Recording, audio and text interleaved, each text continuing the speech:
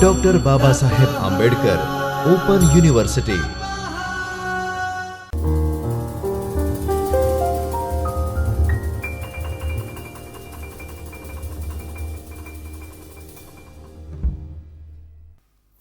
Namaskar friends, I Devarshi Modi welcome you all on our YouTube channel BAOUGujarat. I am from the School of Social Sciences and the Humanities, Dr. Babasaheb Ambedkar Open University. Today we're going to talk about study of poetry paper that is there in the TYBA program, and we will dive deep into the Human Seasons poem written by John Keats. Friends, do remember this unit is number 4, and we had already seen in the first lecture of the same series, The Human Seasons by John Keats, some sort of background. We got the idea about some sort of background of the poem. We understood how Keats used to write the poems, what is the poetic importance of the Keats writing, and some background information, historical information regarding the poem The Human Seasons. In this lecture, we will going to talk about the text, that is the poetry text in detail. We're going to read this entire poem text in detail and we'll try to understand each and every stanza that is being represented over here in front of us. Let us see the entire poem in detail. Friends, before I begin and before we critically understand this poem, let me to recite this poem to you so that we understand the rhyme and the rhythm of the poem that is being presented in front of us by the Keats. The words of the poem goes like this: 4 seasons fill with the measure of the year. There are 4 seasons in the mind of a man. He has a lusty spring when the fence is clear, takes in all beauty with an easy span. He has his summer when the luxuriously spring's horn cut of youthful thought he loves to ruminate, and by such dreaming high is the nearest unto the heaven quite calls. His soul has in its autumn when his wings he furl close contented so to look on mist in the idleness to let fair things pass by unheeded as threshold brook. He has his winter too pale misfeature, or else he would forego his mortal nature. While reading the poem, we observe that the year is measured out into 4 seasons. The human mind has 4 seasons. People have an energetic springtime when there is a fresh imaginations easily stretched to take in beauty.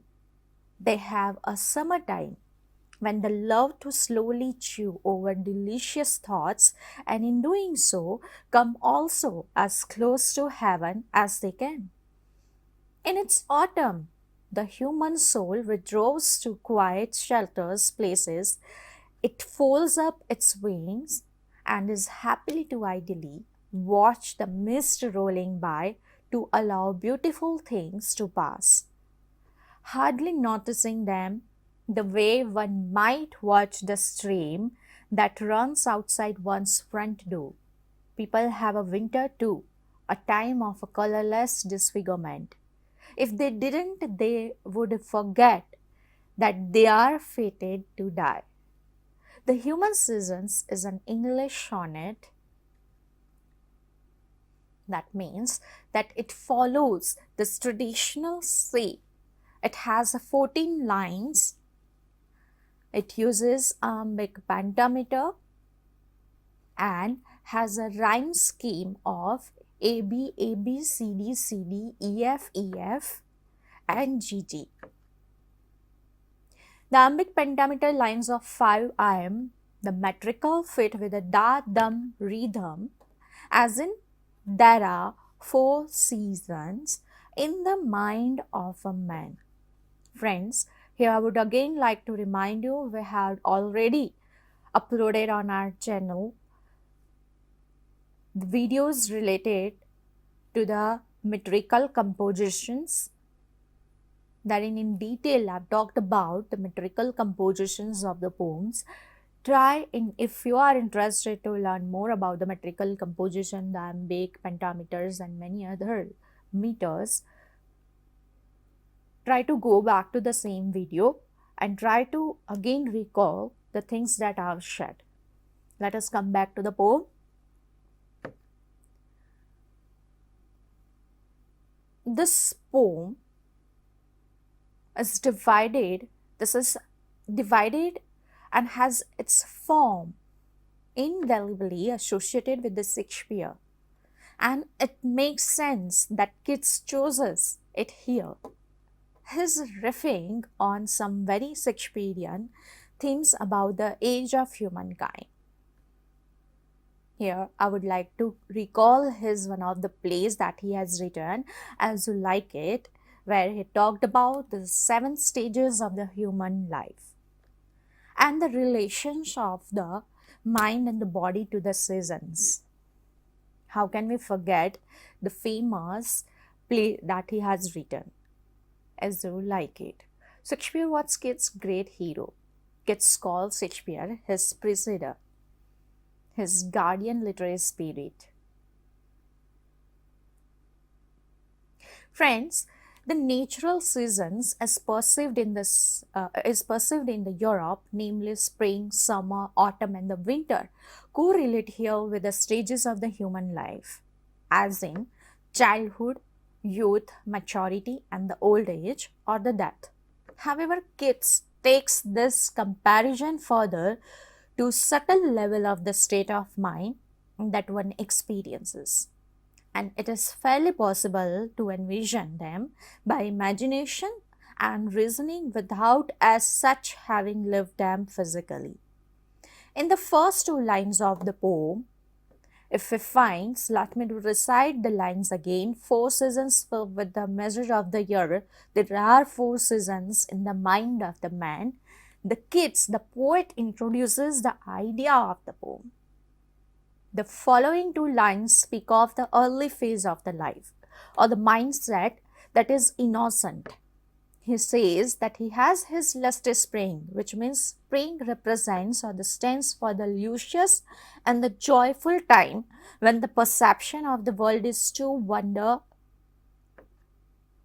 or the perception of the world is full of wonder, happiness, and the curiosity. It is in this readiness to witness and participate in the appearance of the joy that makes one marvel at the world. Such fancy makes one behold everything in the world as beautiful and passes one's time in this phase easily. Then he talks about the summer. He has his summer when the luxuriously spring hind-cud of youthful thought he loves to ruminate, and by such dreaming high in the nearest unto the heaven quiet cause. The summer is a buoyant phase of youthfulness, or when the state of mind is chirpy. This phase signifies stepping into the actions. All that one had perceived with wonder and marvel, the youthful gaze on the life loves to ponder about it. The faculty of imagination soars so high that it is the time when one youthful take on life makes one embark on a joyride of the life with adventures, explorations, new ventures, while the expectations are so high. In such a dreamy, high-flying state of mind, one feels nearest into the heaven. Then he talks about the autumn. He says, his soul has in its autumn, when his wings he fall close, contented so to look on mist in idleness to let the fair things pass by unheeded as Threshold's brook. Autumn is marked by peaceful and the steady poise. It is a state of mind where one feels the need to furl, close one's wings, withdraw from the diverse wheels of action. The person now takes the estimate of what one gained on the roundabouts and what one lost in the swings. It is the time when one is able to look back on the actions and choices made with the hindsight. One understands one's participation in the life, having lived it fully and seen much. Now one feels contented and responds to the charm of the life with the unaffected equipoises of mind. Autumn here stands for maturity that comes after analyzing and understanding one's experiences in the life. Winter is the final passage or state of mind completely withdraw from all the sorts of engagement of the body and the mind. The sense faculties are no longer at the service of a living being, and even the slightest capacity of relishing the life diminishes. Human life is so short-lived, an ephemeral truth of the existent while one walks and breathes in the world. The lives of the individuals may vary, yet everyone unexceptionally pass through the same phases of life, just as the reality of the day and the night. The reality of the day and the night may vary on every part of the day, but the cycle of seasons permeates everywhere on the earth. By setting parallels between the human condition and the natural season, Keats make the entire poem symbolic and leaves open different possibilities to interpret it very differently. Look into the table that is given over here for the possible interpretations. From the mentioned chart, one can see that the four seasons may be interpreted differently, such as the stages of the growth in the human life, life as a journey or the series of experiences, emotional conditions, pastoral trope, or even archetypes or typical thought frames which many writers have used over centuries in their writings. And lastly, not of Fry's, the classification of the literary genre or the kind of writing that corresponds to the seasons. Fry used a seasonal analogy to elicit major thematic concerns in the given genre that corresponds to environmental changes. He also showed through his analogies how the archetype of birth, growth, decay, and the dissolution recurred in the most literary tradition in the different literary and art form and drew their symbolic importance from the cycle of the natural seasons. Now let us talk about the structure of the poem written by the Keats, The Human Seasons. The Human Season is written in an Elizabethan sonnet with the rhyme pattern of AB, AB, CD, CD, EF, EF, and GG, written in iambic pentameter. A sonnet typically has 14 lines. Here the structure of the poem is carefully set. The first natural order of the season is preserved: spring, summer, autumn, and the winter. Please note that this is the order of a fourfold season as perceived in the England. In India, the seasons are conventionally classified as Vasanta, that is spring, Grishma, that is summer, Varsha, that is monsoon, Sharda, that is or Sharad, that is autumn, Hemant, pre-winter, Shishir, winter. The second order of the season is also correlated with the natural order of the aging. Moreover, the number of the words in the line spread for each season is in relevance to the significance of the phases of the human life. Spring is short, summer and the autumn are long, and the winter is short. The innocent period of the life stays for a short duration, and that is reflected by the use of only two lines spread for the season or spread for the spring.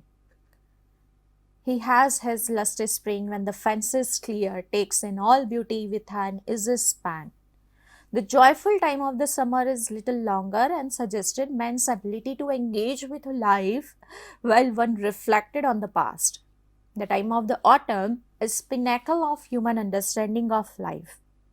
The poet uses a greater number of lines in the description of summer and the autumn. The final dissolution or the death is treated in the last two lines beside the reference to the seasons, per become metaphorical. The poem makes use of refrains as one of the literary devices. A refrain is a repeated word, phrases or the line that recur in the composition to serve either a thematic or the mnemonic purposes. In this case, the recurring phrases are he has his lusty spring, he has his summer, he has his winter. Refrain gives a tonal unity and makes reading easy, makes reciting easy. So this poem is carefully uses these devices to single out different seasons in the poem. Beside this, the human season is reflective poem. The reflective poem is a poem that foregrounds an idea rather than an event or the action. Stylistically speaking, action verbs are less preferred over passive verbs and more adjectival phrases are employed. In this poem, 10 verbs are used.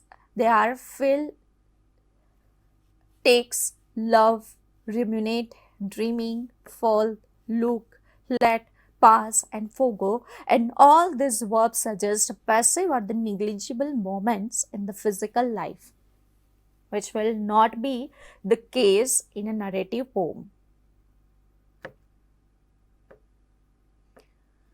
Moreover, the seasons are qualified with the unusual adjectival collocations: spring, such as lusty spring, easy span; summer, such as hoeing curd, youthful thought; autumn, as quiet cause and a mist in the idleness; fair things pass by, thistles brook; and the winter is represented as a pale misfeature, mortal nature.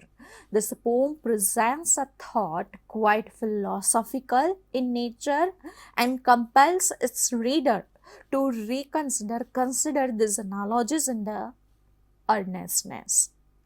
The human season is an Elizabethan sonnet, reflective in nature, that presents the poet contemplation over the stages of life as reflected in one's mental growth. The poet rests his idea on the metaphoric analogies of the season, which can be termed as an archetypal use of the natural cycle.